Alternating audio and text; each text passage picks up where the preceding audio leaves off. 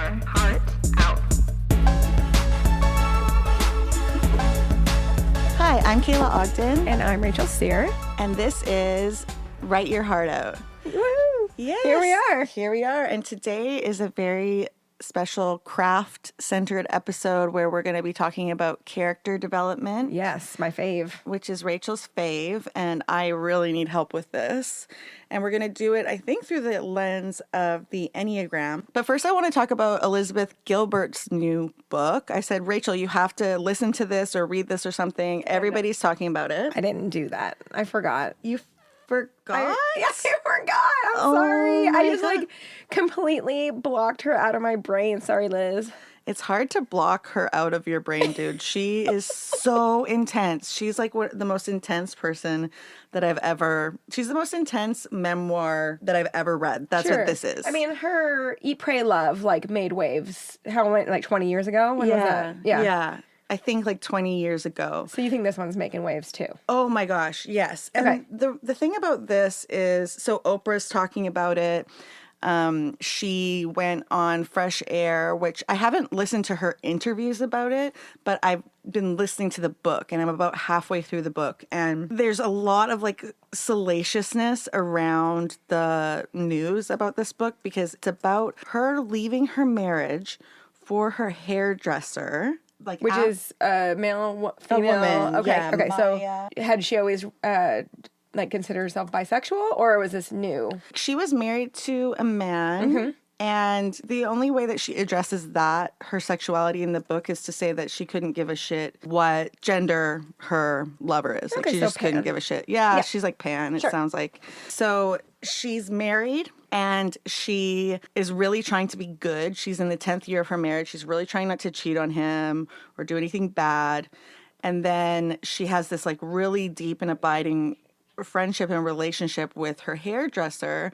And then her hairdresser gets diagnosed with terminal cancer. That's sad. Yeah. And they're like, oh, she has 6 months to live or something like that. And then Liz, or Elizabeth Gilbert, goes, okay, there's no time for me not to confess that I'm so deeply in love with her. You know, like time is running out, and the last months of her life, she needs to know this, and we need to be together. Because the hairdresser, Rhea Elias, in the book, they're like, okay, well, you're going to die in 6 months. Let's just do all of these drugs. Oh, okay. Let's Fun. do every drug. Sure. Let's just do whatever the fuck we want. Elizabeth Gilbert had bought this church, this old church, and they were like living in the church and doing all sorts of drugs all the time and just going psychotic in there. Wow. Then Jump in head first. Rhea Elias just kept on living though. Oh no. I mean, great. I like not that she should die. You know what I mean? No, but it's like, you're sort of like, okay, for 3 months or 6 months or whatever, we're going to go balls to the wall. We're going to do all Right. these drugs and it doesn't really matter because you're going to die and we're just going to go out in like a burst of flame or Yeah. whatever. But then it's like, oh, like if you live for another 2 years, now you're like a crazed addict. Yeah. Like now you have to really feed your addiction. Like now you're Right. fucked. Yeah. You can't get out of that church. Yeah, and so it gets really, really dark between them there, and Rhea is like super abusive to Elizabeth Gilbert, Oh, and then no. when Elizabeth Gilbert is like, she's never gonna die, like when is she gonna die? She like plots to kill her, and Oh, she like God. takes some of the pills, and she goes and sits on a bench by the river, and she's like, how am I have to etch these pills so they look like the other pills, so that when she takes them, she thinks they're this, but they're that, so that she'll die. Oh my God. And then she goes back to the church and she said she was just like elated and she just sort of bounces into the church. She's like, yes, like there's an end in sight. Like I'm going to do this. And then Rhea immediately looks at her and says, don't start plotting against me now, bitch. Oh my God. Like she just knew, like she just saw her and just knew what she was. But she was also like very Wow. paranoid. Right. Well, the drugs will do that. Yeah. And so that's the salaciousness around this book. People are like, what the fuck? Seriously. She's a highly decorated writer and author. She has these amazing TED Talks. She has books on the craft of writing. And then this is her second memoir, but she also writes fiction. And she's also very spiritual. She's like a leader. She's a philanthropist. Like she's just such a shining light. Right. And then she puts out this memoir about what's actually been going on in her life, and it is so crazy and dark. Wow. But it's also incredibly well written. There's a lot of wisdom in there, and it's fascinating. So I would highly, highly recommend it. And you finished it. You read the whole thing? No, I'm halfway through. Okay. So I don't know what's going to happen. Like, Rhea hasn't died yet in it or anything. But she has passed. She has passed now. Okay. Yeah. Oh, well, that sounds like quite the story. You know, it's like reality stranger than fiction, sort of a, you know, like you don't really know what's happening in people's lives. That is this so is true. You know, and yeah, I wanted to hear your thoughts, but I guess those ain't coming. Are you going to listen to it? sorry. It does actually sound really interesting. I'll add it. I did buy it. I have it in my Audible, so I will be listening to it. I just forgot that it was in there. Like, I legitimately just whoop out of my brain. Well, so we talked about that, and now it's time for our deep dive into the craft of creating characters. Creating characters. Woohoo! I love creating characters. I think that it goes back to my childhood where I wouldn't say I had imaginary friends. Like, there was no Tony, my friend with a backstory, but I had like a very in-depth imagination. So like, I had a classroom of students and I was their teacher, and I would like write out pages of homework and hand it out to this imaginary classroom, and then I would do all the homework and hand it back in so that I could then grade it. Oh my God.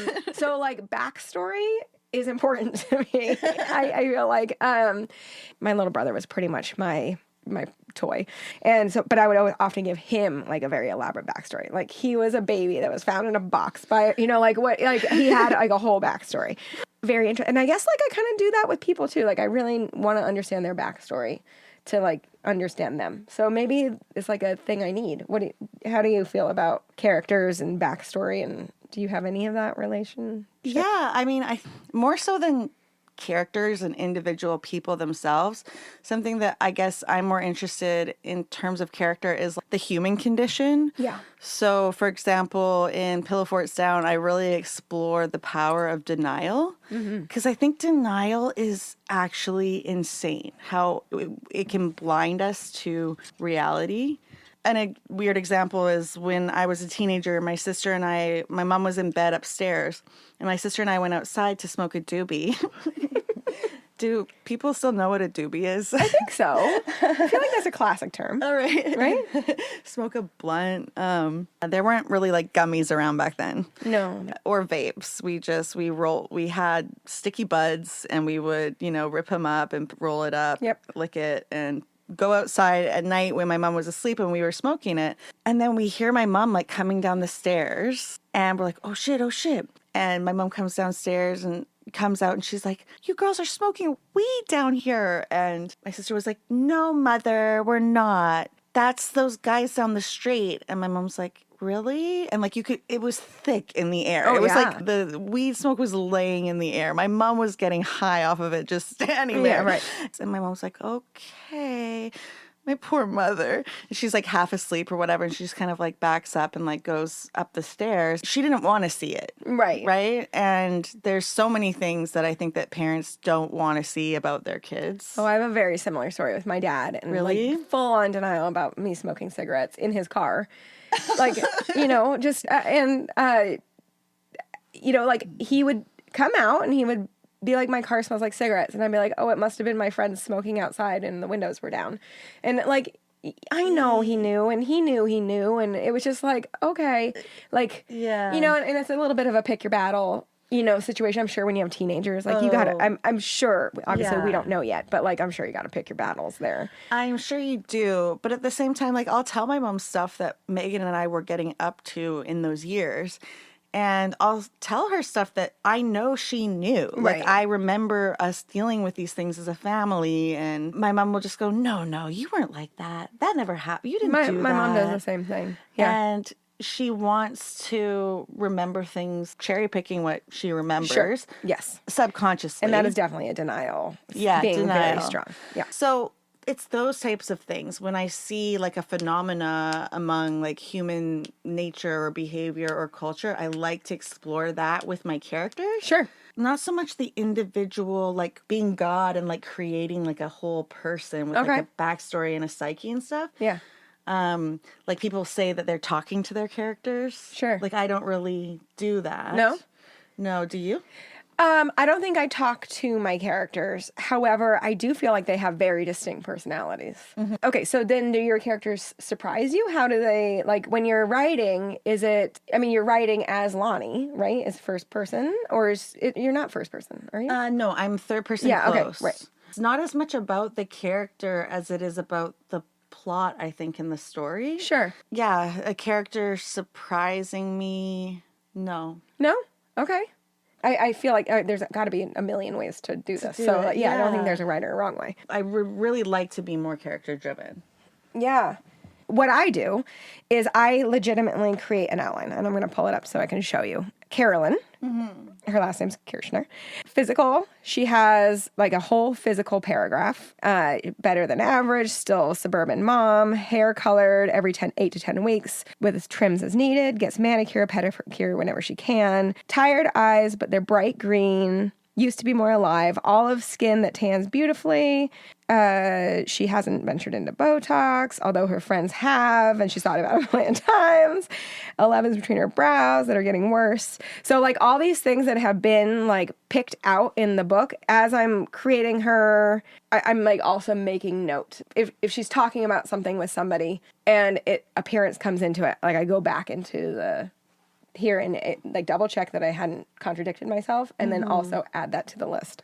Oh, neat. And then her husband has his own. She's widowed. She was married to for 12 years before he died. And then activities they did together. Like I have a whole list of that. And then a smaller profile for each child that they have. Tessa, who you heard about in my first little short story. Madeline and Thomas.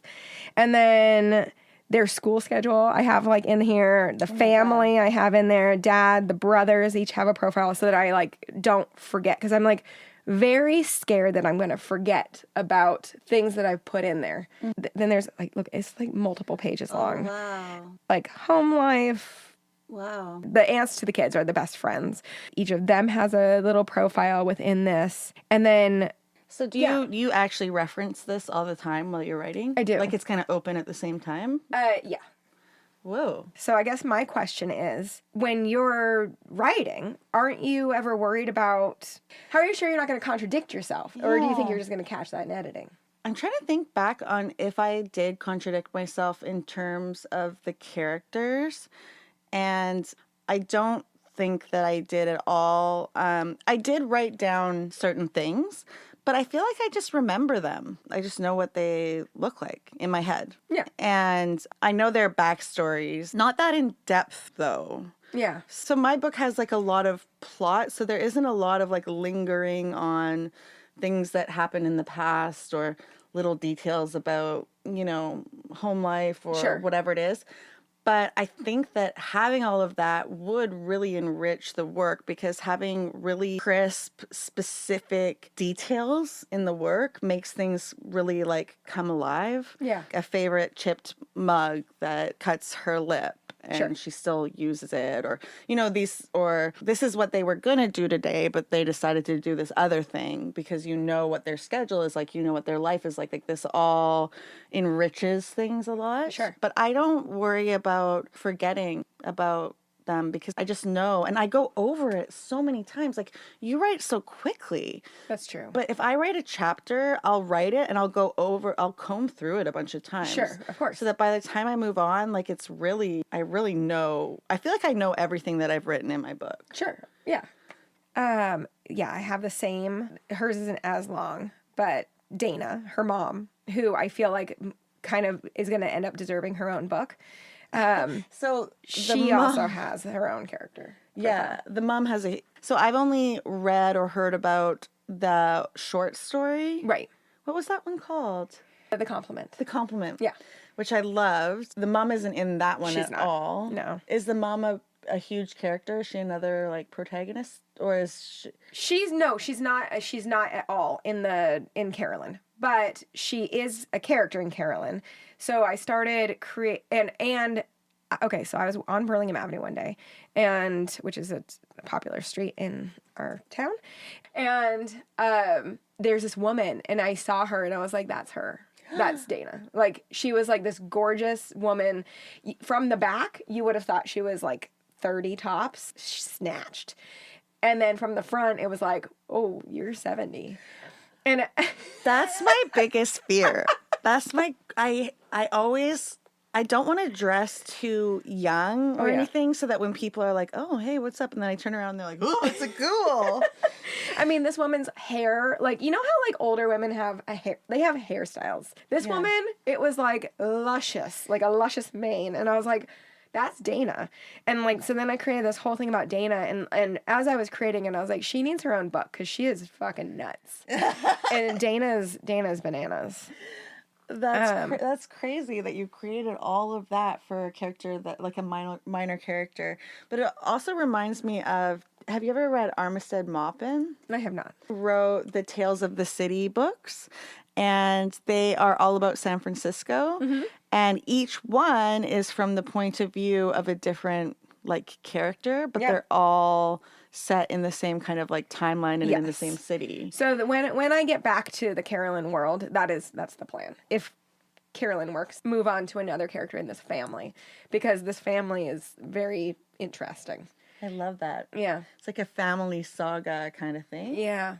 But from each different point of view of like the mom point of view versus the daughter's point of view. Yeah. Versus one of the brothers. And one of the brothers is like kind of fucked up. Like, so I think with Armistead Maupin's series, The Tales of the City, which is really great, I think that it all takes place, all of these books, different characters, I think they kind of all take place over like a 20-year span or something like that. Have you thought about if your characters will like come of age? Like, will Dana's book show Carolyn as a kid and stuff, or will it all be like in the same I haven't time? thought about that because I haven't started Dana's book. Oh yeah.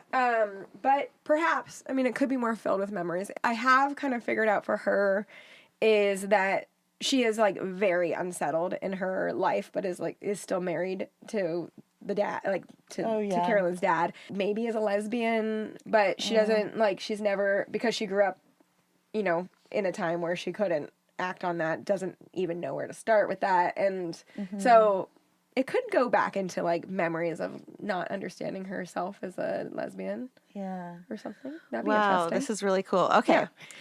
Yeah. Okay. One of the big things in my outlines is what they look like. How did you decide what your characters look like, or does it matter to you as much? Because what they look like for some really matters to me. Like, as we've talked about it, like go into really what they're wearing at the dinner party for dinner for 8 and all that stuff. Oh yeah. The way that they look is very important. Maybe especially because they're women and we think about the way that we look all day, or I do anyways, which is a really embarrassing confession. The way that Lani looks is a part of the plot because she thinks that she has a particular biological father, but it turns out to be like a different person. And then she realizes like, oh, I look like this because that's my dad kind of thing. So that's huge. And it also has to do with like the way that people treat her. Like she has really big boobs, for example, and that plays into her life. Her mom is a picture perfect model. And so who is constantly trying to push that onto her daughter and bleaches her hair and wants her to look a certain way. Yeah. And then I try to make all the characters look kind of different, and I try to make them look like people from Vancouver. So I try to represent like people of like Asian descent or First Nations people and white people, and I try to have a cast of characters that represents what it would really be like to live there. And I want people to look different I'm thinking of the reader. I'm like, how are they going to... So Neil Gaiman has a quote where he says, give your character a funny hat, which is basically like, give them a limp, give them a tick, give them make their mouth too big for their face. Just something to differentiate the character.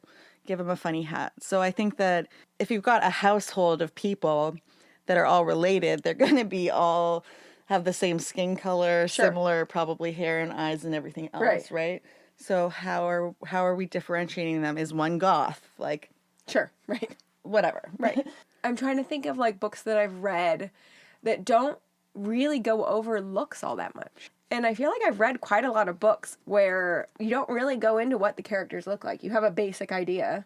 Yeah. And then that's it. I think it was Stephen King who said, he's like, I have no time to read about people's clothes. He's like, I could not care less. Interesting. He's like, when people go on about this kind of buttons and this kind of shoes and this kind of that or whatever, it's whatever. He's like, say once that they're a dapper dresser or that they always look shabby or that, Sure. she wears loose flowing hippie clothes or whatever. Say it once, I got you. Okay. I mean, well, that's that his does perspective. also make sense. I mean, obviously she's currently canceled, but J.K. Rowling, she describes Harry and she describes Ron, and then there's the whole thing about, she describes Hermione a little bit, but then in one of the versions, she's played by a black girl. And I think it's one that's going to come out, or it's one that did come out, or maybe it was the stage version. There was something, and I remember it like coming up as this article that was like, she can't be black. And I remember being like, well, she says she has like big hair that's really like kind of out of control a little bit, but that's the only really describing feature about Hermione. There's... Yeah, so she could be. She could be. Like, and there's no reason not. And then as I was reading that article, and it was a long time ago, I can't source it or anything, but I was like, oh yeah, she did actually leave a lot of room up for interpretation. Like we know the uniform, so we know what she's wearing. And we know that she's got, like bigger hair. But beyond that, yeah. And like you assume Ron is, ginger skin because he's a redhead. Yeah. And assume that with his whole Weasley family, right? The reader's mind will fill in the blanks when it comes to the way people look and are dressed. I do care a lot about what they look like. In my writing, I definitely go in, obviously, from what I've said thus far, go into a lot of detail about what they look like. And I... down to what they're wearing, obviously. I guess it really wraps back in. I do incorporate it a lot. Like there's one character in Dinner for Eight, this woman, Jenny, who has like a high pony. And like there's another part where like she has to like loosen her hair because it's too tight because it's like... Yeah. And that's also real, right? It's all part of it. It's great. Those tiny, very specific details. That's, what's that thing we talked about that time? I don't know. Oh, yeah, we talk way too much for that. Here, let me get it. The thisness. Oh, yes. Yeah. Right. The thisness guy. That was the funniest story I ever listened to on... Hasiety. Oh, okay. So that's the thisness of your book, is that she's pulling on her ponytail because it's too tight on her head. That's the thisness of the room. So I think that that's great. And also, I'm trying to get away from all of these old dudes' advice. Like, know how I'm always pulling it up? And I was writing based on all that stuff. Sure. And it's not necessarily the best way to do it. Oh, I wanted to say one more thing on that point was, have you ever read A Little Life by Hanya? I have not. Yanagihara? No. Okay, so it was a huge bestseller. I don't know if you recognize do you recognize that? Nope. Oh, he looks very distressed. Yeah, so it was like a huge book. It follows these characters, Anna, Jude, JB, Willem, Malcolm, and Harold.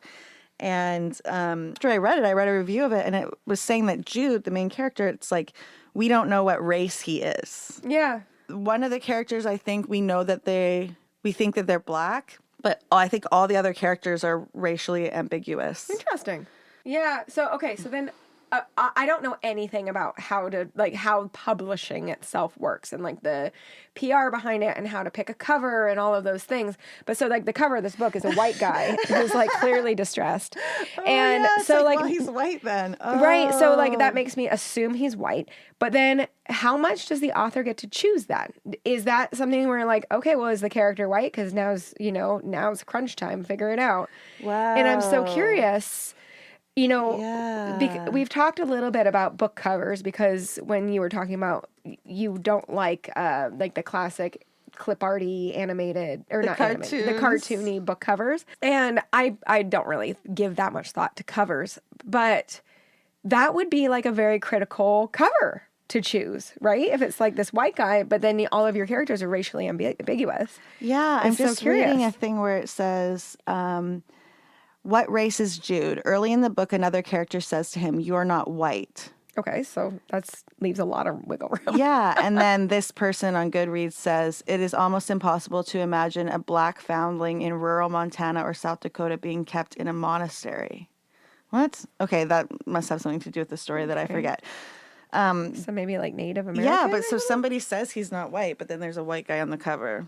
Okay, interesting. Okay, was so I think the author annoyed by that? Well, and did the author keep a fucking outline of their characters? I would love to know how many authors keep an outline of characters versus, just know their characters in their head like you. Like I mean, I have a fear that I'm going to forget all these details, which is, I'm definitely making that outline out of fear that I'll do it, I'll contradict myself and then not catch it. And then I'll have done it wrong. I don't know. I'll have done it wrong. I don't know. I mean, I think that it's would only be a positive exercise for your book and for your writing. If I'm able to go to that book club next week, I think, is there room for just questions? So last time I went there, all we did was chat. There was I think that, there was somebody leading the group and they did have some questions, but it was very free flowing kind of a conversational thing. Okay. And then this next one is the critiques, which they sent us 4 different works of fiction that were around 3,000 words each. And so I think that if we're all reading it and all kind of critiquing and commenting, that's going to take 2 hours. Yeah, right. So, I mean, if there is time, definitely bring it up. So not every meeting is a critique meeting? No, I don't think so. I don't know how often they do it, but I hope they do it a lot because I want to send mine in for next time, although it's very scary. Yeah, a little scary. But I mean, the one thing that I learned in class with the creative writing class that I took was that workshopping, while nerve-wracking, it's so fun to see people's faces, and get their real-time thoughts, I do like that, even though it's scary. Okay, so anyway, back to characters. Okay, so then we've talked before, I don't think on the podcast, but off the podcast, about non-binary, neurodivergent characters, and one of the characters in Dinner for Eight is potentially very much likely neurodivergent, the husband. And in our conversation about him, you had said that right now a lot of publishers and editors, they're looking for more neurodivergent characters, and I imagine LGBTQ characters are looked for, so there's not just white people there, white, basic yeah. Bitches, yeah. And I was wondering, how much has that played into your choices of characters? And, do you think about, what a publisher might want as you're writing versus, that's just what comes to you? Mm-hmm. Because I have, I obviously have that neurodivergent guy that I just brought up. And then, although now that I've been editing, he's not as neurodivergent anymore, I gotta say. But then I have quite a few LGBTQ characters in my book. Yeah, that's great. Yeah, but they came out without me thinking about, because I've never even looked up what people were looking for. Mm-hmm. When you've created characters, is that something that's in your head since you did know that? Or is it something that So all this stuff is actually such a bummer. But I initially I thought that Lani was neurodivergent, but I never say that because one of the themes that I wanted to have was how difficult it can be to be undiagnosed. Sure. And how much a diagnosis can set you free. But my book is based in 2005. And back then, especially for girls, she would not have been No way. diagnosed. She never would have gotten diagnosed. And so it would just be, it's just a story about a woman who never knows why she's having these social difficulties. Right. But as I go back through the book, I'm taking out, if there's anything that kind of outright indicates like a dog whistle or something about her being neurodivergent, I'm actually taking that out. Okay. Why? Because I just don't think that I can do it justice. I don't think there's a reason for it, and I don't think that I can do it justice. I read a book. I don't want to say who the author was, but it's an author that we love and everything, and she was talking about this mother, and she has this son, and she's saying the son wouldn't make eye contact, or the son, she was just giving these low-hanging fruit or stereotypical indicators of what autism is. Sure.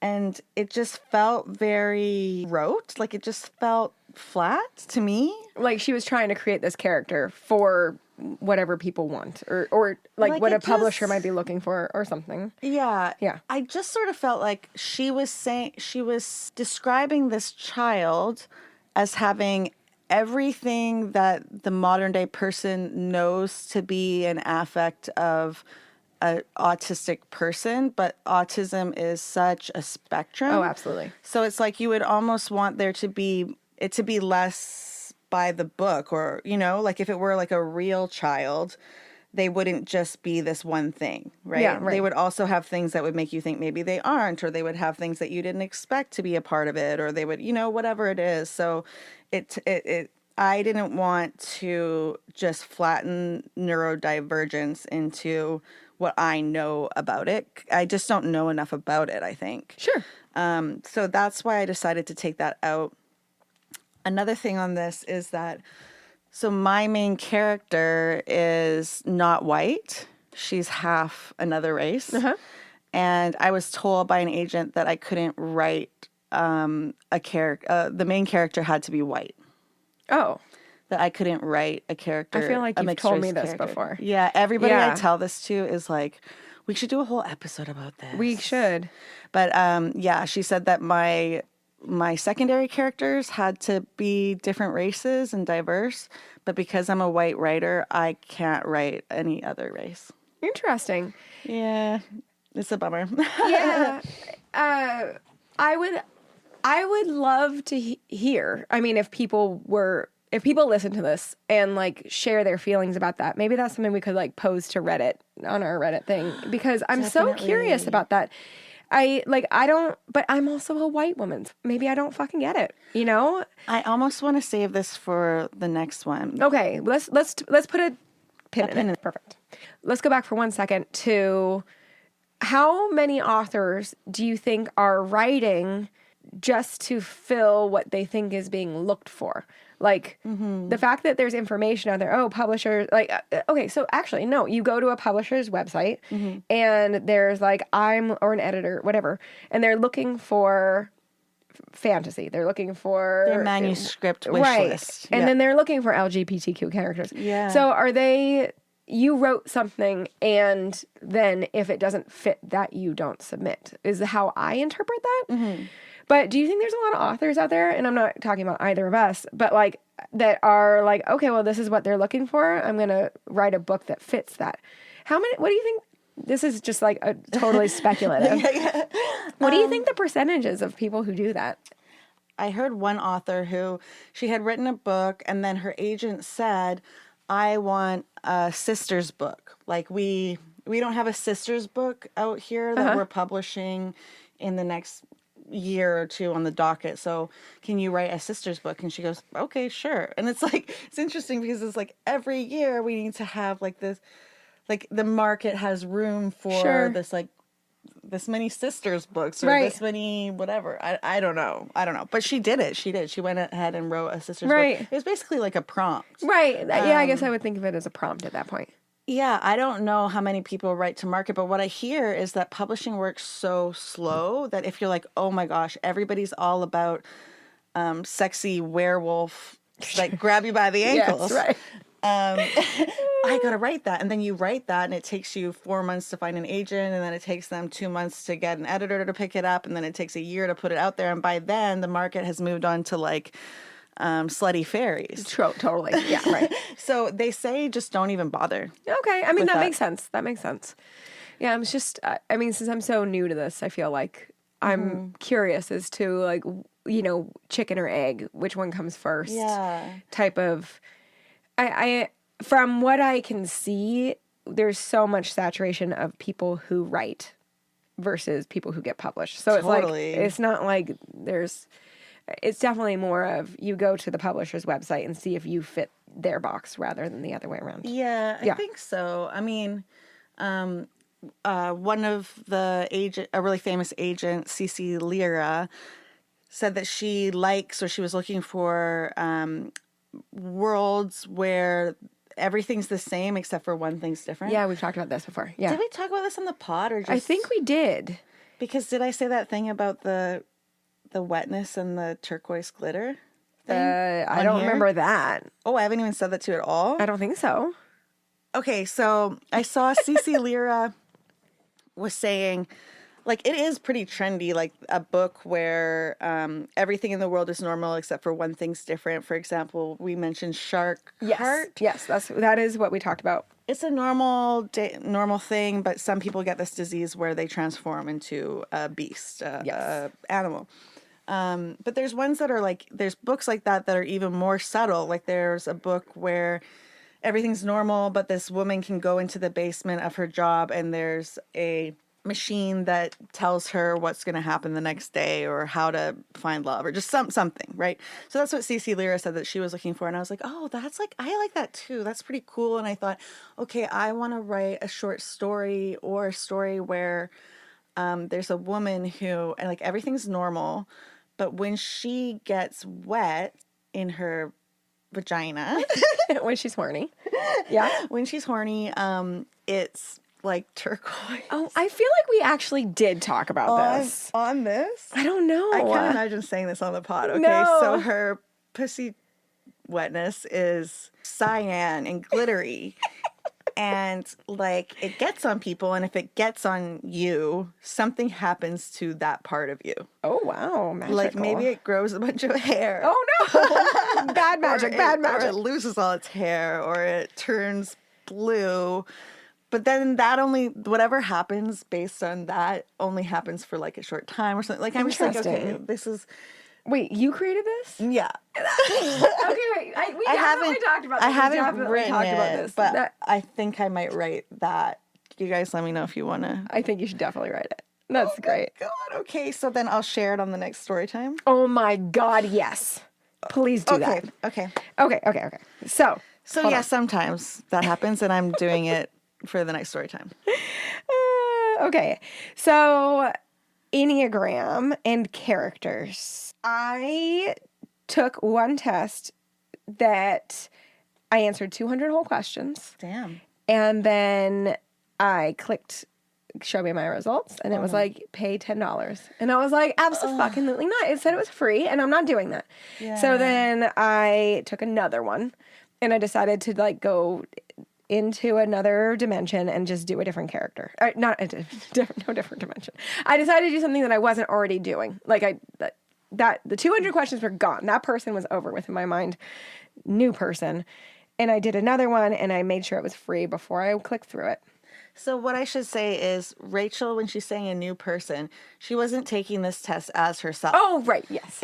So we had this idea that we could build characters by doing personality quizzes as our character to kind of figure them out. Sure, right. So Rachel is saying that she answered 200 questions as one character. What character was it that you originally were as doing? Carolyn. As Carolyn. Which was pretty much just me. I gotta admit. Like, she's you. Yeah, I mean, she's not me, because I had my whole conversation with a therapist about this. Her and I are not the same person.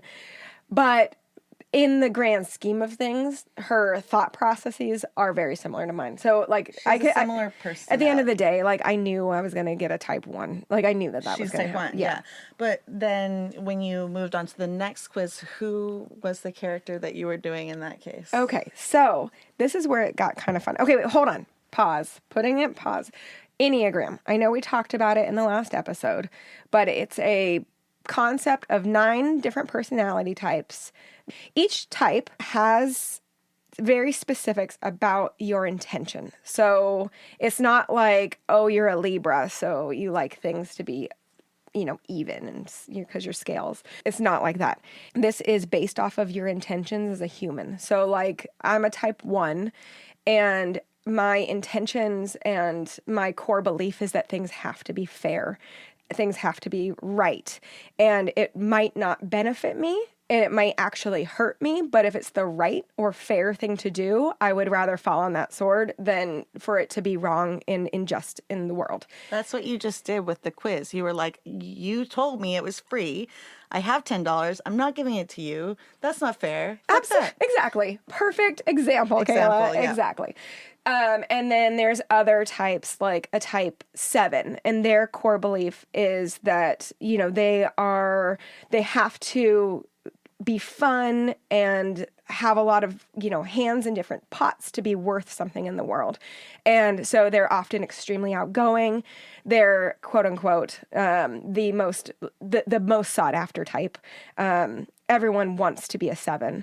And 7s often are the life of the party, will throw a lot of parties, want to plan vacations, like are often doing a ton of stuff and make it look really fun. But at the end of the day, their fear is that they're not loved if they're not doing those things, then they don't add value to other people. Is that your wing? That is what so there's the 9 types, and then each type goes to another type when they're either feeling safe or stressed. Mm-hmm. So when 1s are safe, like when they feel like the work is done, the dishes are clean, the kids are in bed, then they can go to 7 and they're like, okay, let's have a glass of wine. Like, okay, let's go. Like, I could go out tonight. Like, okay. They have to feel like the work is done and it feels quote unquote safe to go to 7. Mm-hmm. And then 1s go to 4 when they feel stressed, and 4s, as you have self-diagnosed I think I'm a 4 based on the test I took when I was drunk. When 4s are unhealthy, they will be like, why aren't you paying attention to me? I did all of this. I don't know why. When 1s are unhealthy, they'll go to the most unhealthy part of 4. And 4s do that. They're like, look at me. Why the fuck aren't you looking at me? And then when they get the attention, you might not relate to this. When they do get the attention, you're like, ooh, you're looking at me now. Like, it's like, wow, you're looking at, and in my experience with type 4s, when they're unhealthy, they often do like they want to be extremely unique. And then when they get the attention for being unique, it's very much like, are you giving me the attention I want right now? I'm not quite sure. Like, and 1s can get very much like, why aren't you paying attention to how much I've done? Why aren't you doing like all of this? I don't feel like I'm explaining it right, especially by the way you're looking at me. Well, I'm trying to relate it like to myself. Like, you know what I mean? I'm trying to think like if I've ever felt that way, but it sounds like this behaviors are kind of unconscious a lot of the time, right? Very you don't unconscious. realize that you're doing these patterns over and over again, right? Very unconscious. So 4s generally are extremely unique people. Like they really pride themselves on kind of being off the beaten path. And like, do you relate to that? Yeah. Yeah. Okay. And will really lead with their heart and lead with like, this is how I feel, and it's okay if it's wrong, but it's really going to hurt me if you tell me it's wrong. And well, yeah, that's true. Yeah. And so when 1s do go to that, they become extremely sensitive, when in general 1s are very like, can be very cut and dry and sensitive. Mm-hmm. So it's kind of like a weird bouncy thing to have to do. Being a 1 sucks. Being a 1 sucks. Okay. I feel like I'm going in a weird circle. Okay, I'm wait, going to go through all the types real quick. Okay, cool. Should I do that? Sure. Yeah. Okay. So that the listener can figure out what they maybe get a hint of what they might be and who their characters might be. Sure. Yeah. And the biggest thing to remember if you're listening to this, because I have to say it because I'm a 1, I can't type you. Like, you have to type yourself because it's about your intentions, your core intentions, not what you want to do, but like at the end of the day, that's why the questionnaire was 200 questions, because it's giving you questions that almost contradict each other to see where your actual patterns are, because the intentions, it has to come from like a deep place of like your heart or your gut. Like, it has to come from somewhere. Or the avoidance of your heart or your gut. Like, those really come into play. Okay, so type 1, as I mentioned, the official name for it is the reformer. Like I said, we really thrive in things being by the book, right or wrong is a real thing, and are usually hypercritical of either themselves or others, usually both, but usually one more than the other. So, like, you have to think of it as a circle. At the top of the circle at 12 o'clock is 9. So maybe I should have started it. No, I'm not going to. I'm just going to start with number 1. So if you think of it as a circle, 1's at like 1 o'clock. And then next to it on one side would be 9 and the other side would be 2. And so each type can have a wing. So you would be a 1 with a 9 wing or a 1 with a 2 wing. Whoa. So you can't have a wing that's not on the circle wing? No, because then those are your stress and safety types that you go to otherwise. Oh. So, yeah. So but a 1 with a 9 wing is going to be wildly different than a 1 with a 2 wing. And I'm a 1 with a 2 wing, where we're very justice focused, which calls back to that the type 2 person that we described earlier. If I'm giving a lot and I think that I'm giving a lot and it doesn't feel reciprocal, I get so resentful and I get like so like upset that I've been giving this much and you're not meeting me where I am. And that's really hard in marriage, I gotta say. Yeah. But whereas a type 1 with a 9 wing would be like, they're doing what's right or wrong, but if it's better for the group, they're a little bit more like, okay, like I can concede. Like, they're a little bit easier to concede. Okay, so that's 1s and their wings. So then the 2 is the giver, as we've already talked about. They are usually extremely big heart. There's another thing that has to be. Enneagram is so in-depth, you guys. 2s, 3s, and 4s are heart types. So they all really lead with their heart. The giver is a very big heart. They want to make sure that people around them feel loved, people around them have what they need. And they often give of themselves that they don't even necessarily have, but then also get really resentful if it's not given back to them in whatever capacity they need it. Or want it. And then a 2 with a 1 wing would obviously have more of a justice base. Like, if they'll like be more resentful and feel like they need justice about it. Whereas a 2 with a 3 wing would be like, well, I'm going to work even harder, because 3s are the achievers. Achievers, like 3s will go above and beyond always, even if they have to step on someone to do it. They're like, I will get to the top. I'm going to do the best that I can, the best that anyone's ever seen. They're often like CEOs because they're like, I'm going to make whatever I'm doing the best thing I can. And they're willing to step on someone to make it happen. They don't really care if it's fair as long as it's getting the goal. Okay. So then the other wing for a 3 would be the 4. So when a 3 has a 4 wing, they're going to be more like individualistic about how they're approaching it. They want to get to the top, but they might be getting to the top in a more unique way. Like, they want to get more to be the first to do something or do it. Exactly. Yeah. Okay, so then the 4 is called the individualist, and very, again, heart feeling.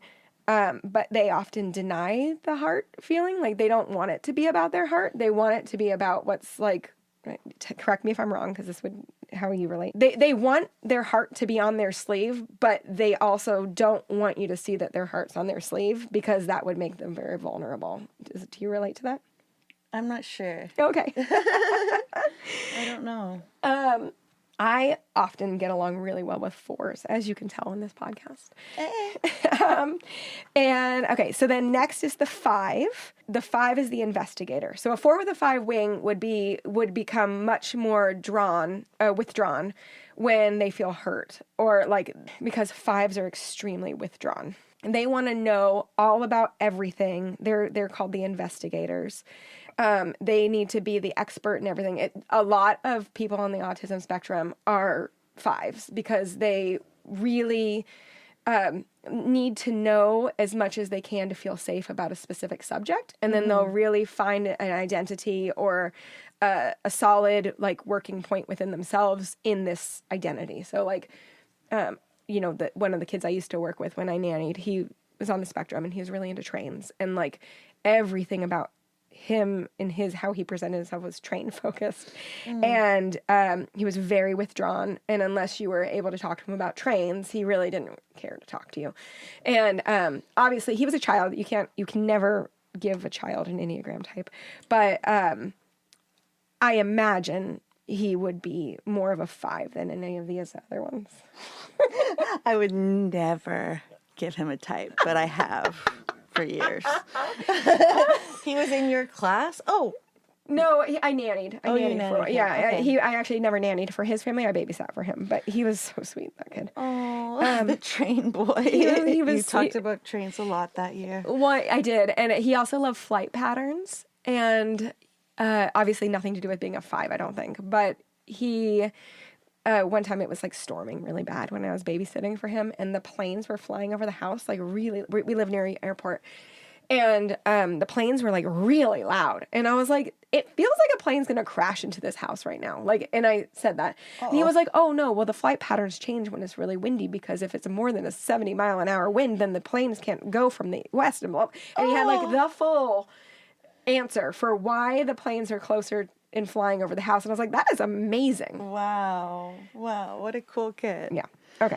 So I have no idea what my wing is. I don't feel like I'm knowledgeable enough about any one subject to be that person, but no. Well, hold on. I'm gonna ask. Don't you think that your not obsession, that feels too strong, but like your need to write your book, and like your the sausage being made, like you got so into writing the book correctly from these old dudes' perspective. Yeah. That's pretty 5. Yeah, and then I was just thinking about my old podcast, Better for the Boy, where every episode I would learn all about like a specific subject, and I would really go deep dive into it. Very 5. And then I would do a whole episode that I would write, and I would just talk for 40 minutes on like the subject. Yeah. So that's very it felt 5. really good to feel like an expert, but in my heart, I always know that I'm an imposter, that I'm not actually an expert in anything, and I'm really stupid kind of thing. You also, though, have a lot of 3-ness in like, like we started this podcast and you're like, this is where I want it to go. And not saying that you're trying to step on anyone to get there, but you're also like, I want this to succeed. And like, you're very success, oriented. Like you aren't doing this for no reason. Mm-hmm. You want it to be something. Mm-hmm. And that's very 3. Not that it has to be the top podcast. You never even, never said that, but like, yeah, whatever success looks like for me, which would be to have some writers listening to the podcast and feeling like they're part of like a writing community with us. Yeah. Yeah. Okay. So, you should work on figuring out what your wing is. I would love to know. You would love to know? I would. Oh my gosh. You want to know my character in depth. I do. Okay. So 5s are the investigator. Their other wing is the 6. 6 are the loyalists. So 6 are often like the skeptics. When I learned the Enneagram, I was introduced to the 6s called the skeptics. And they are often like doomsday prepper type mindset. Like they need to know all of the things that can happen in order to make sure they have a plan for it afterwards.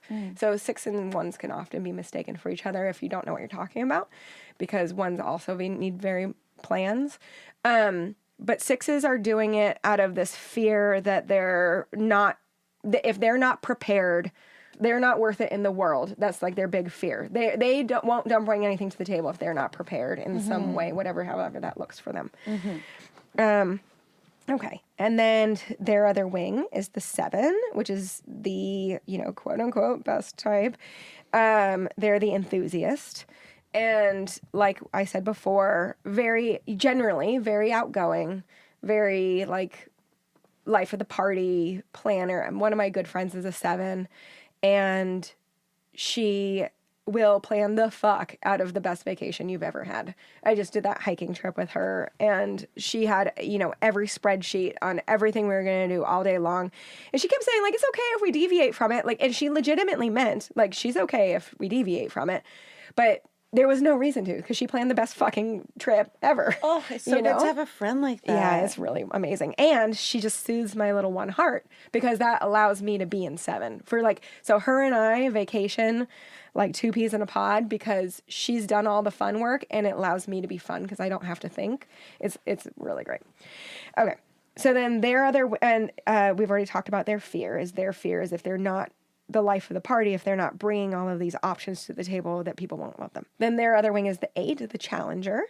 And 8s are often tougher cookies.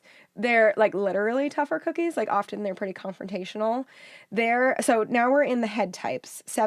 Head types were 5, 6, 7. 8s are gut types.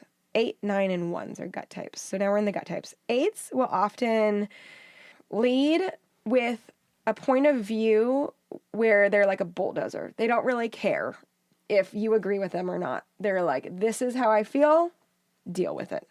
And so if, like my friend who I was just talking about, if she was a 7 with an 8 wing, that whole conversation, we don't have to go do it if we don't want to, like, that's okay, that wouldn't have come out of an 8's mouth, Right, yeah. I've had friends who are 8s before, and I have a hard time with them because they often don't care about the justice of the situation. They're like, this is the way it has to be. I don't care about, like, they're wrong. This is the way I want it. And it's, sometimes that's tough for a 1. And then their other wing is the 9, which is the peacemaker, which is also a gut type, but very different in the fact that they will just kind of lie down.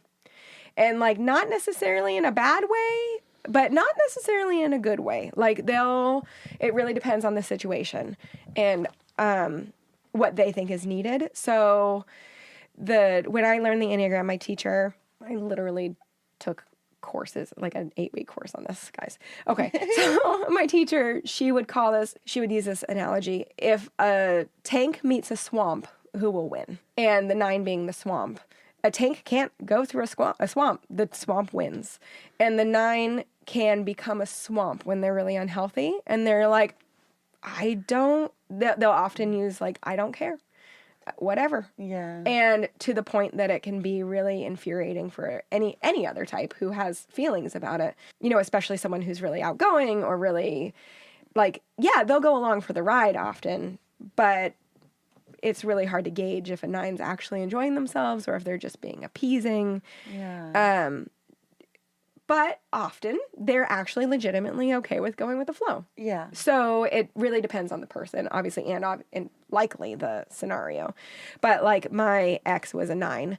I'm pretty sure. Your swampy old ex. Yeah, I would, if I was with him when I did all this Enneagram coursework. So he had said he was a 9, but I also don't know how much he was paying attention to what I was actually talking about. Hard to say.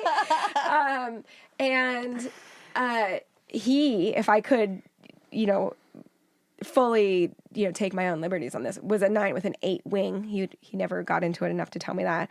But because he was so like, this is my way, and now I'm the fucking swamp. Like, you do whatever the fuck you're going to do. I'm fine with it. Like stubbornly swamping. A stubborn swamp. Like, he sounds horrible. He was horrible. He sounds like that big blob guy that has Princess Leia chained up. Oh yeah, Jabba the Hutt. Yeah, he sounds like Jabba the Hutt. He was yeah, maybe. Okay. So, and there can be great. And I think that if you were to ask him what his intentions were while we were dating, it would be to keep the peace. He didn't want to upset anybody, so he just did nothing. And, you know, we had a big issue with, like, him cheating on me and, like, all this stuff. And at one point, I ended up having, like, a lot of compassion for him because I was like, you literally are just caught between two women and would rather lay down and let them fight it out than make a choice because that's so type 9. Like, they just don't want to make a choice. Oh my God. And, like, it wasn't that, like, I legitimately felt like he didn't know what to do. And I'm so proud of myself for having left that situation. Yeah. But I do think that there's some people who are really just, like, straight up evil and, like, or, like, cruel with their intentions. And I don't think he was actually cruel with his intentions about it. I think he legitimately was just a swamp. Yeah. Yeah, and the 9. He was just so stuck in an unhealthy 9 that he couldn't process. Right. So it's like every type has their healthy self and their unhealthy self. And like, this is where you can get shitty and this is where you can be great. Sure. That would be really cool. Oh my gosh. I just had a mind-blowing revelation. So you know how a character has to change throughout the story? Maybe at the beginning of the story, they're the unhealthy version of their Enneagram. And then by the end, they're healthy version. So I love that. And I think that so Sam in Dinner for 8, that is definitely what happens with her. Yay! She is at the beginning very stuck in her ways. And she is, because she's extremely unhealthy. Like, she is, like, broken. She has been broken. She's rebuilt herself up with, like, a shell, and she's not willing to break out of the shell because she's so scared of what she's done or what has happened. And then by the end of I don't want to give away her full what happens with her. At some point in the story. Yeah, she's like, I gotta just, like, break down some fucking walls. And, like, she has, like, a full, I think I've mentioned in the podcast, another episode, that, like, she's, like, in the shower at one point, and she's, like, watching this, like, shell rinse away. And, like, so if you're the healthiest of yourself in the Enneagram, you're actually all the types. So, like, that's the biggest part of Enneagram, is to be in your type and to relate wholeheartedly to a type is extremely unhealthy. You want to be in this spectrum. You want to be in the middle of it? You do. Like, you can't, there's no way to, like, undo your type, but you want to be more like all of them than anything else. Like, you want if it was like a 60-40, or, you know, you can't, or a 50-50 even would be a much healthier. Like, if you're 50% a type 1 or a type 4, and then a 50% of the other 9 types mixed together. Does that make sense? Yeah. I had this thought the other day that when you're young, you're very specific. And as you get older, you become more general. Sure. It's like when you're a teenager or whatever, and you've got your blue hair and you've got your boots that you stomp around in, and you're this, and you're like your identity, and you know, you're so, well, I guess I'm just describing how I was. Like, you're so unique and you're so, but then as you get older, you become more general, I think. Like, it's like everyone just grays out a little bit. Sure. But then also, I think that as you get older, at least I think and I see in my friends, that you become more confident in who you are. So the gray doesn't feel scary. Whereas when you're a teenager, gray feels scary because you don't want to be, you want to fit in some way. Like, you want to have a group, an in-group. Yeah. Or you want to figure out who you are. Right. Or, yeah, where you fit, who you are. Totally. And then it's almost like your ego, if you're healthy, should diffuse a little bit. And you shouldn't be so concerned with, like, wisdom would be having all these different positive traits. Maybe. Yeah. So, okay, so back to But that's character also development. mind-boggling that the Enneagram would be like, you're this with this wing, and everything is super specific, and everything is DDD and so in-depth, but you actually want to just say, fuck it, and not be any of it. Sure. Well, a lot of being a healthy person in the Enneagram is being accepting of other people and like accepting of how other things are done. So that's actually why I learned the Enneagram. I was managing, I was working at a bakery and I was managing all of these employees. And at the time, I was only 20. And I had over 20 employees under me. And quite a few of them were like, went to the above, the woman who owned the bakery, and was like, Rachel is way too rigid. Like, she would I would walk in at 3 a.m. The bakers had been there doing the graveyard shift, 4 a.m, and 2 trays of vanilla cupcakes were too dark and we couldn't use them. So I would walk in, and before I said hi or anything, those would catch my eye, and I'd be like, you guys need to rebake these trays. And then I would just keep walking to go pick up my apron. And I'm just, I like legitimately, as I'm saying it out loud, there's a voice in the back of my head that like, there's nothing wrong with that. The cupcakes needed to be rebaked. They needed to know as soon as possible so they could get it done. I'm trying to help their morning so that they can be efficient. Like in my head, still, I can defend it of like, that's how I would want to be treated. I want my time to be efficient. I want my time to be worth it to this person above me. I don't want her to waste my time. That's how I want to be treated. With niceties and this and that. And I don't need fucking niceties. Do I need to rebake the cupcakes? Tell me as soon as possible. Yeah. And majority of people don't want to be talked to like that. And I called the Enneagram at first my court-ordered therapy, because the owner of the bakery was like, if you need to take this course and learn how to talk to people if you're going to be the manager. And she put me in this 8-week course, and it fully changed my life. I still get stuck in my oneness, but I learned so much more compassion for like... Yeah, you're like, this is predictable because of your nature. Like, I can see what your nature is, and I know why. Yeah. What your intention is, and... Yeah, and it also, like, I formed a lot of compassion for myself of, like, yeah, that's how I want to be talked to. And that's not necessarily fun, And, like, but also, that doesn't mean anyone else wants to be talked to this way. It doesn't matter what their type is. Yeah. It just is, like, one's like that. Can I guarantee they're one? Okay, then don't talk to them like that. Right, yeah. So that's why I learned it, and I feel very grateful for having learned it. And I do wonder, both Sam and Carolyn are for sure ones. That's the perspective that I write from as a first person narrative. Right. And knowing what we've just talked about, what do you think of Lani if you could type her? So maybe I can tell you some things about her. Yeah, too. Yeah. So when she's unhealthy at the beginning, she like doesn't trust herself, and she does whatever her mother tells her. Yeah. And she's like socially anxious and stuff like that. And she gives people kind of whatever they want of her, including like her body. And then when she's healthy, she's intuitive and like really pays attention to other people. And so she's good at reading people.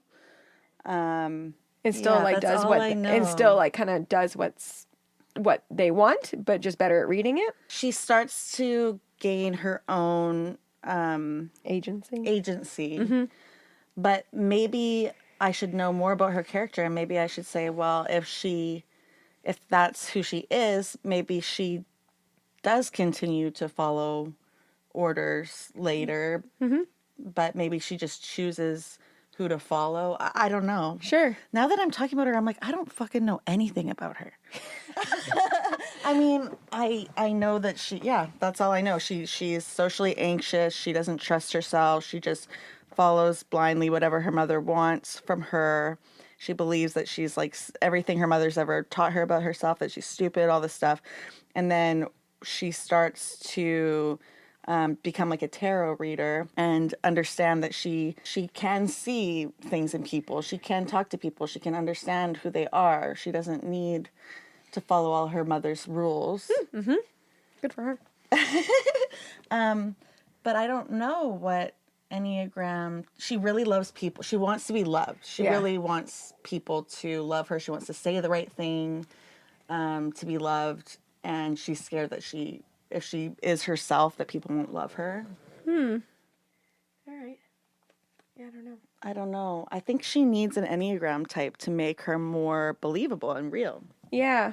I think you should do. So last time we talked about maybe you taking a test as Lani, and then you didn't do it. And I haven't done it. I think you should. I will. Yeah. So I ended up taking the test as Kyle, which is the antagonist in Dinner for Eight.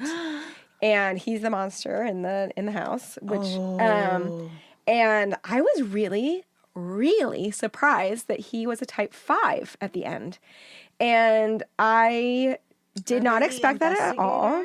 Yeah, they're the investigator. And as I'm like thinking about how I was answering these questions as him, I'm like, okay, because he's like withdrawn and doesn't want to be at the party, which is very 5. They're not super social in general. And doesn't really give a fuck what anyone's thinking. He knows what he knows, and he knows why he's there. And he's eyes on the prize, which is very 5. And I didn't expect that. In my head, if I had typed him, just willy-nilly, he'd be an 8. And I'm also... What's the 8 again? The 8 is like the challenger. Okay, I think, who are just like the tank, like they're going to get what they want, whether or not they don't care what your feelings are. Their feelings are this, and that's what's valid to them. So that's fascinating. And now I want to look up, because I can't think off the top of my head. I think 5s go to 8 in their stress type. And so maybe that's why I've connected them in my head, but I wouldn't have put him as a 5. And it's fascinating to me. So I haven't made a character profile for him like I've done for Carolyn or Dana. And I actually haven't done one for Sam, which I think I might do today. I think I'm going to do those because Fun. Yeah. I'm thinking like it would be super cool to, so you know how I'm writing the short story about the girl who has cyan Yes.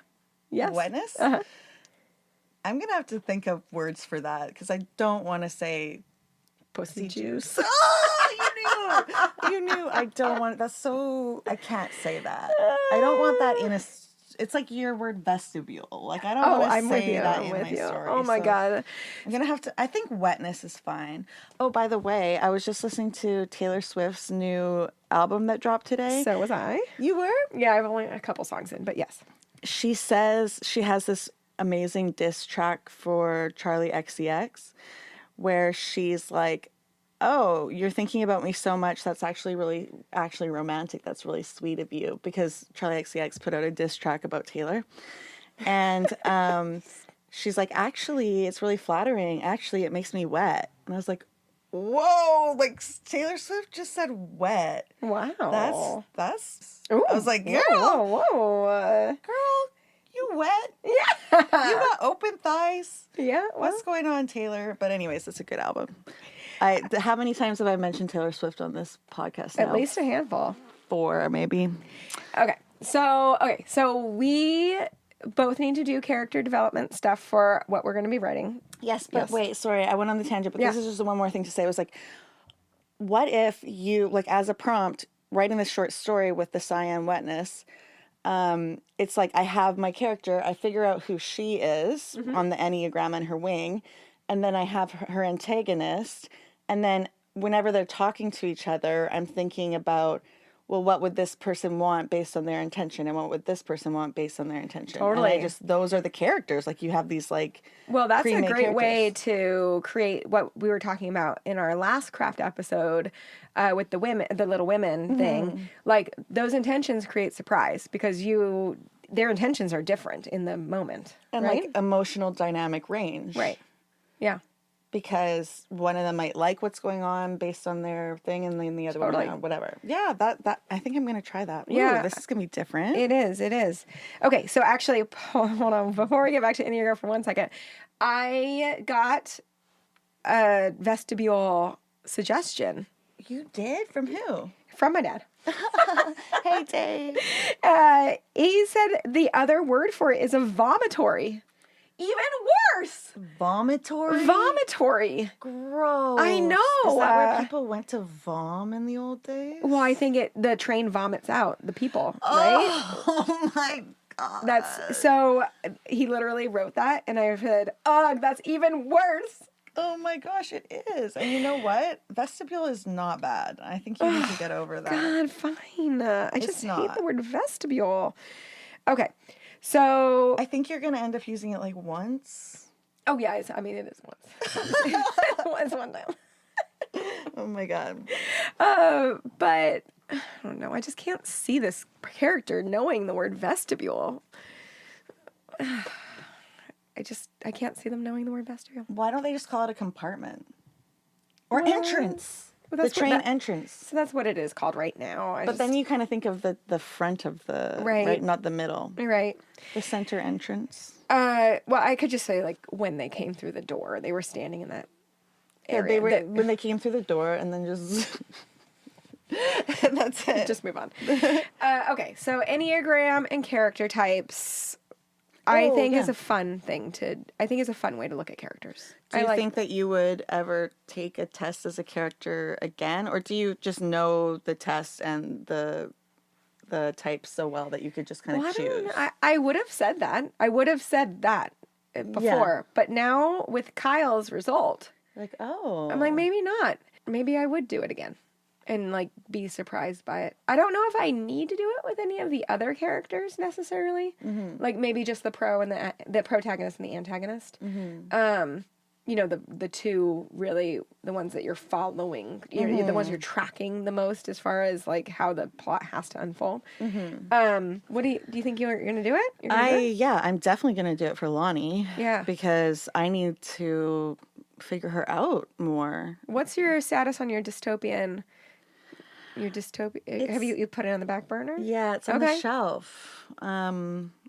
Yeah, I don't know if I was just trying something. Mm-hmm. I don't know if it's really me. I think I'm gonna just really focus on getting Pillow Forts down in like good shape and sending it out. And then if nobody bites, I'm going to self-publish that as I think a serial. Sure. And I think I might produce like audio to go with the serial, like cool. an audiobook kind of thing. Yeah. Maybe try to get that picked up on like Audible or something. Sure. But I would like to have it traditionally published if possible. So I'm going to get it in really good shape and then send it to some agents because I only ever sent it to like, less than a dozen agents on the first round. And I know it takes a lot more than that. Yeah. So when I was writing Dinner for Eight, the first draft, the song by Dido, White Flag, do you know that song? Mm-hmm. That was like, I literally was like playing it on repeat because I feel very inspired by that song while writing the book. Mm. And I was like, okay, but I need like a dark version of that song.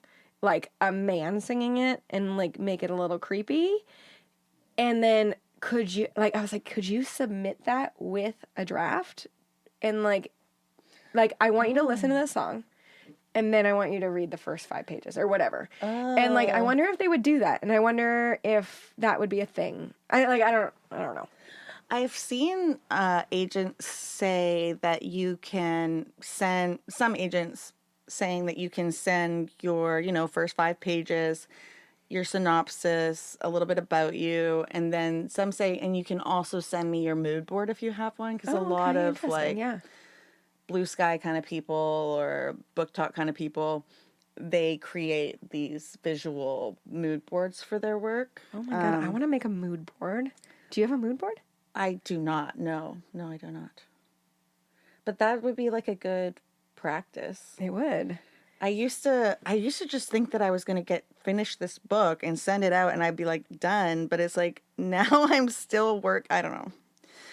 I can't just be working on it forever, dude. I gotta... Yeah, it's true. It does need more, and I'm willing to give it more because I do actually really like it. I think it's good, but I think maybe a mood board for the next one. Sure. To set the mood for the next story. Sure. Yeah.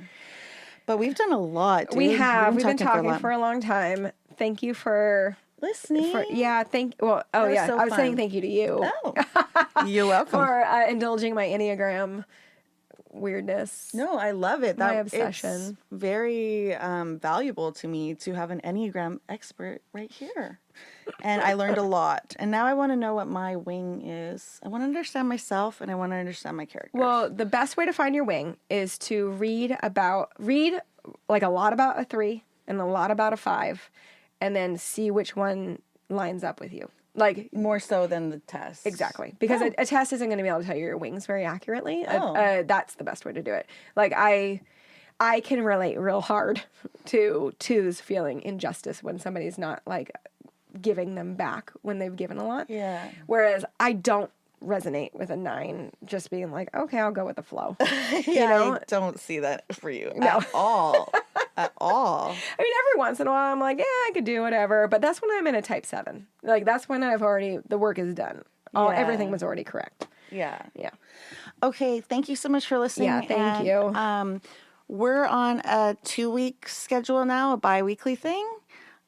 So we'll see you again in a couple weeks. And you have plenty of time to work on some stuff and send it your stories. Can't wait to read them. So check us out at writeyourheartoutpod.com. If you're not already following us on Instagram, find us on Instagram, writeyourheartoutpod. And it's so nice when you give us 5 stars or a review wherever you find your podcasts. That's like the nicest thing you can do for us. And find us on Reddit and talk to us. Yeah, we're starting our Reddit group. Find us on Reddit. That's hilarious. Okay. Yeah. Okay, bye.